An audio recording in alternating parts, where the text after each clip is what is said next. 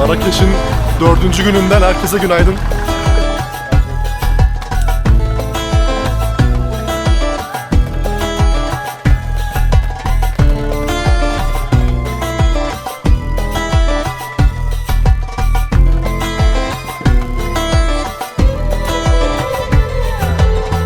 Cema El Fna meydanı dozumuzu alalım.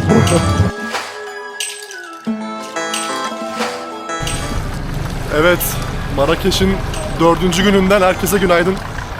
Bugün Marrakeş'in son günü. Yine Airbnb'den bir tur kiraladım. Bugün asıl amaç Atlas Dağları'na doğru bir bakış atmak. 1,5-2 saatlik bir hiking yapacağız turla. Aynı zamanda bir deve sürüşü de olacak. Bir 20 dakikalık falan. Onun dışında bir berberi ailesinde bir öğlen yemeği yiyeceğiz. Ve aynı zamanda şimdi ilk durağımız olan böyle yerel bir markete geldik, pazar gibi. İlk durağımız bu. Şu an Marrakeş'ten böyle yarım saat 45 dakika uzaklıktayız. Turumuz kalabalık, bayağı en az 10-15 kişi varız. Bakalım, bu turu da yine Airbnb üzerinden kiraladım ve 21 euro verdim.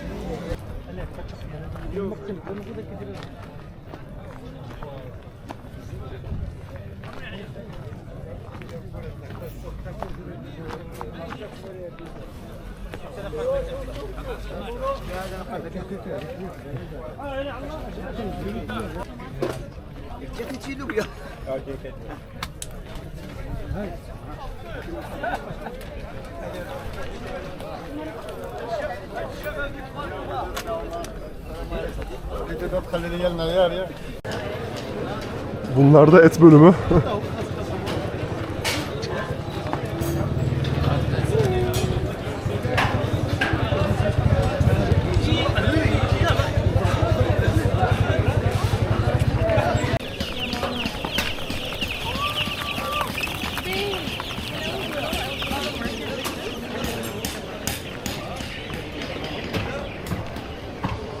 Bu arada buradaki yaşayan yerlilerin eşyalarını getirip, materyallerini getirip sattığı bu pazar sadece salı günü kuruluyormuş. O yüzden bugün şanslıyız çünkü bugün salıydı. Başka bir gün olsaydı göremeyecektik. Evet, şimdi de yine yol üstünde bir argan yağı, argan tesisine geldik. Burada görebiliyorsunuz. Şurada ablalar üretim yapıyorlar. Şöyle oturuyoruz. Bizim tur grubu da bu şekilde. This is argan honey. Okay, it's good for the problem with gluten stomach. And this is like peanut butter, but not with peanut butter. It's called only in language but very good. Once you speak argan, cacao, argan honey, and argan oil. And this is the olive oil. Enjoy your bread. Thank you. It's like a nut.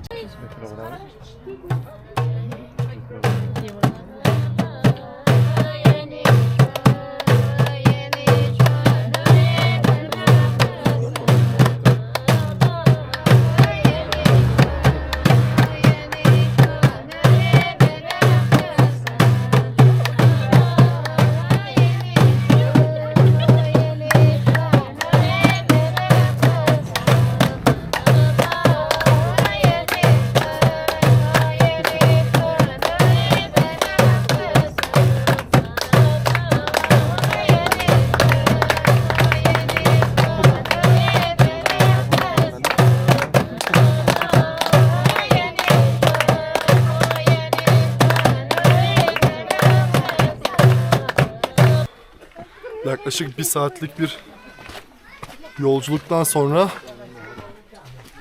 hiking kısmına geldik. Şimdi yaklaşık bir saat yürüyecekmişiz. İşte dağın eteklerinde falan dolaşıyoruz.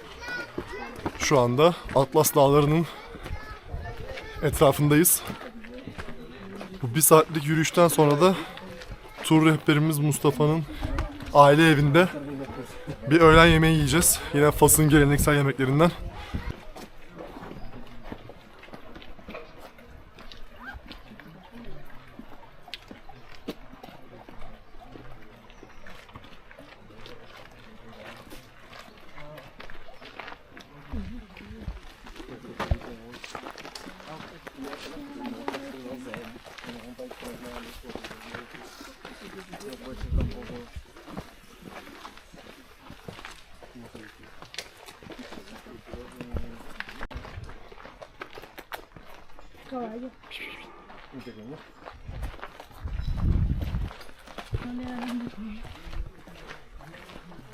O tendrán tan cargado que no creo.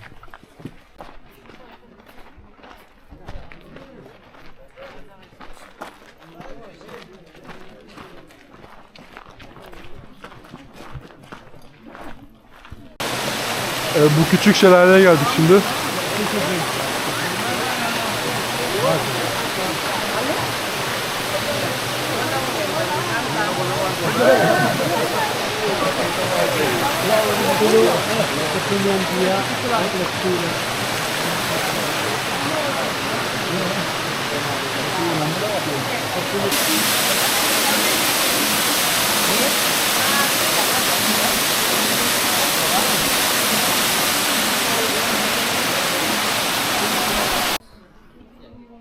Evet, tur rehberi Mustafa'nın çatı katına geldik şu anda. Manzara bu şekilde. Burası bir berberi köyü. Kendisi de bir berberi ve burada doğmuş, bu evde doğmuş, bu evde yetişmiş. Görebiliyorsunuz köyü. Çok küçük bir köy. Bizim için hazırladıkları masadır bunlar. Böyle yani, çok güzel. We just wanted to ask. Yeah, it gives it a better flavor in the air, but also to have the foam is very important, especially in the desert. They pour you a very small amount of tea and big amount of foam. In case it is windy and the wind contains sand, the sand gets in the cup, the foam holds the sand up. So it's like a spoon and remove it and it's clean to drink after that. But also based in our culture, in the Berber culture, if you like the people that you're pouring tea for, you respect them, you take it higher up like that. If you don't like them, you just pour it very close, like push them away. And the similar thing for not falling up the glass. Like based on our culture, for like between locals, if you have someone who stays in your house and you want him to leave, you want to push him away without telling him, what do? You just pour the tea and fill up the glass and give it to him directly. You say it's time to leave actually. So, without telling him. So you know now the secrets. You have to be careful. Huh? If I fill up the glass for someone, which means I am a failure.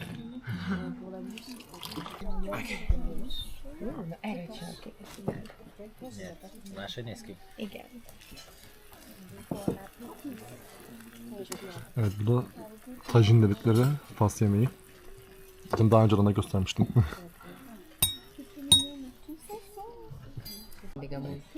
Evet, daha fazla yemek geldi. Şu tajindi işte. Şurada kuskus getirdiler bir de. Bir de geleneksel Fas salatası. Böyle. Bu da yine geleneksel Fas ekmeklerinden. Adını unuttum. Bu şekilde. Bayağı böyle. Bu da şu da sosu. Üstüne dökeceğimiz. The plates with the egg on the top, this is couscous with vegetables, and the top of it is little sweet. They mix the raisins with the onions. Şu an Atlas Dağları'nın eteklerindeyiz. Yaklaşık yanlış hatırlamıyorsam 2000-2200 metre civarı şu anda yükseklik. Atlas'ın en yüksek zirvesi de Tupkal dedikleri yer. O da 4100 metre civarı bir şeymiş. Buradan başlıyorlar. 2 gün sürüyormuş zirveye kadar yolculuk. Tırmanma işte falan filan. 2 gün sonra geri geliyorlarmış. Bu şekildeymiş. Onu bu gezide yapamayacağım. Belki başka zaman inşallah. Yemek acayip lezzetliydi. Buradan tekrardan Mustafa'ya ve ailesine teşekkürlerimizi sunuyorum.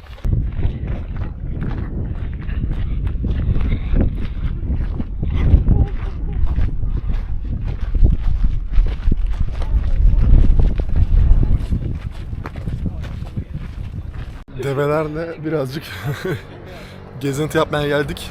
Hepimize işte bu geleneksel kıyafetlerden verdiler. Böyle bayağı uzun. Bir de başımıza bir şeyler bağlayacağız işte. Ben yine şunu taktım. Çekebildiğim kadar çekeceğim bakalım. Evet, kıyafetlerimizi giydik şimdi gördüğünüz gibi. Şimdi develere biniyoruz.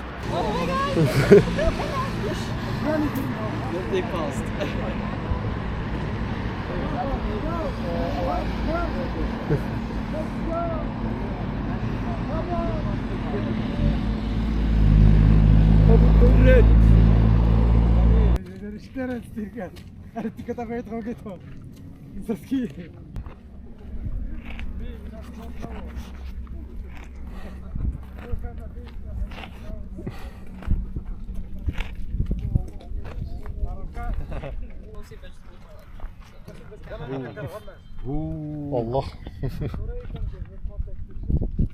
Their whole life on top of a camel. Bacağımın dibinde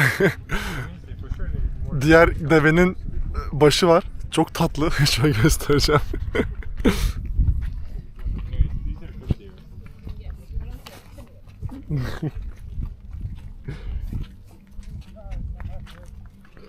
Acayip tatlı ya. Ara sıra dokunuyor böyle bacağıma falan.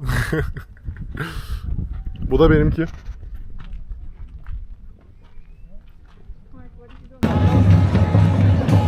Evet, günlük Cema Elfna meydanı dozumuzu alalım. Buradan geçmezseniz gün içinde sizi Marrakeş'i gezmiş saymıyorlar. Dolayısıyla bu meydandan her gün en az bir kere geçmeniz gerekiyor.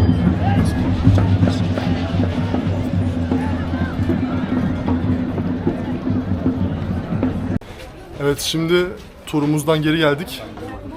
Bizi yine merkezde bıraktılar. Benim restoran listemde birkaç restoran kalmıştı. Onlar arasından bir tanesini seçip oraya gideceğiz. Hostelden tanıştığım bir arkadaş var yanımda. Bugün tura geldi hatta. O restorana gideceğiz bakalım. Oraya da bir en son olarak, Marrakeş'teki son günüm bugün çünkü. Oraya da bir göstereceğim.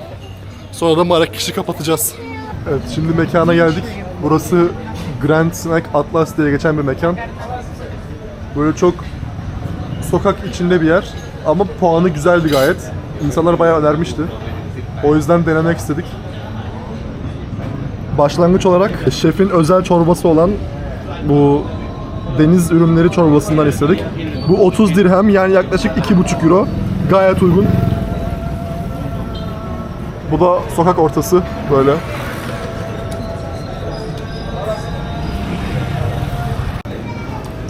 Evet, bu sefer de kuzu etli tajin söyledim. Yanında Fas salatasıyla beraber.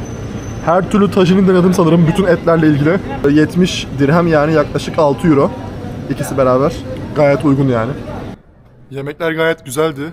Çok uygun fiyata yedik. Yani çorbaya ve kuzu etli tajine toplam 100 dirhem, yani 9 euro civarı bir şey verdim. Gayet güzeldi. Kesinlikle tavsiye ediyorum. Burayı da zaten 4 gün oldu Marrakeş'te. Bu 4 günlük yaptığım şeylerde her şeyi not ederseniz Marrakeş'te ne yapacağınızla ilgili az çok bir fikir sahibi edinmiş olursunuz. Benim Marrakeş'teki günlerim bitti. Yarın sabah Casablanca'ya trenle geçeceğim. Geçeceğim. Geçeceğim. Her neyse işte. Neyse. Bazen insan böyle vlog çekerken kendi kendine çok dikkat ediyor böyle şeylere. İşte hitabet sanatına falan. Geçeceğim falan deyince garip hissettim kendi kendime. Neyse. Tekrardan hostelime geldim. Günü kapatıyorum. Güzel bir gündü. Bu hiking turunu Airbnb'den Mustafa tur rehberi bu arada. Yani Mustafa'nın tur rehberi oldu. Bu Airbnb turunu ayarlayın bence. Puanın 4.99 zaten. Bayağı 2000 kişi falan oynamış. O yüzden gayet güzel. Mustafa da çok acayip derecede yardımseverdi. Bizi evinde de ağırladı. Her yere gösterdi. Yani çok uygun bir fiyata çok güzel bir tur oluyor. Marrakeş'teyken bu şehrin hengamesinden falan kurtulmak isterseniz bir günlüğüne de olsa bu turu kesinlikle tavsiye ediyorum. Bu şekilde. İzlediğiniz için çok teşekkür ederim. Mutku Travels olarak sizlere nerede ne yapılır, nerede ne yenir bunları göstermeye çalışıyorum. Umarım hoşunuza gidiyordur. Beni desteklemeyi, beğenmeyi ve takip etmeyi unutmayın. İyi akşamlar. Marrakeş'ten hoşça kalın.